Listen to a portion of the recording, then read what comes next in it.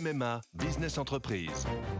Sandrine, qui dirige une entreprise de conseil, a pris une décision. Oui, cette année, c'est décidé pour ma vie pro et ma vie perso, c'est MMA. Pardon, mais ce ne sont pas les mêmes besoins. Pas les mêmes besoins, mais le même agent MMA qui me connaît bien. Disponible et à 5 minutes de chez moi, je sais que je peux compter sur lui. C'est décidé, c'est MMA. L'éditorial du Figaro. Défaitisme interdit par Philippe Gély.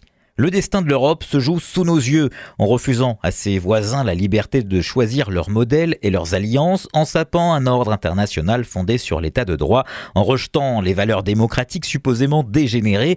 La Russie de Vladimir Poutine se dresse comme un adversaire radical des Occidentaux. Depuis 2 ans qu'elle pilonne l'Ukraine, envoie sa propre population au massacre et menace l'OTAN de l'arme nucléaire, l'enjeu apparaît clairement. Pourtant, le défaitisme guette.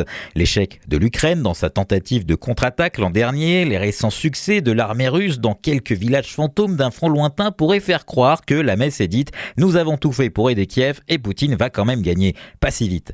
D'abord, nous n'avons pas tout fait pour soutenir les Ukrainiens, loin de là. L'appui militaire occidental, tardif par principe, se révèle à la fois considérable et insuffisant, en quantité comme en qualité. Il faut parfois donner 2 chars léopards aux bricoleurs de l'armée de Kiev pour qu'ils en aient un en état de marche. La défense antiaérienne fait toujours largement défaut, comme les missiles sol-sol capables de frapper derrière les lignes russes. Certes, l'Europe n'a pas varié de cap, débloquant une enveloppe de 50 milliards d'euros au moment où la stratégie des États-Unis se dissout dans les querelles électorales. Mais sur le passage en économie de guerre, nous avons de la marge.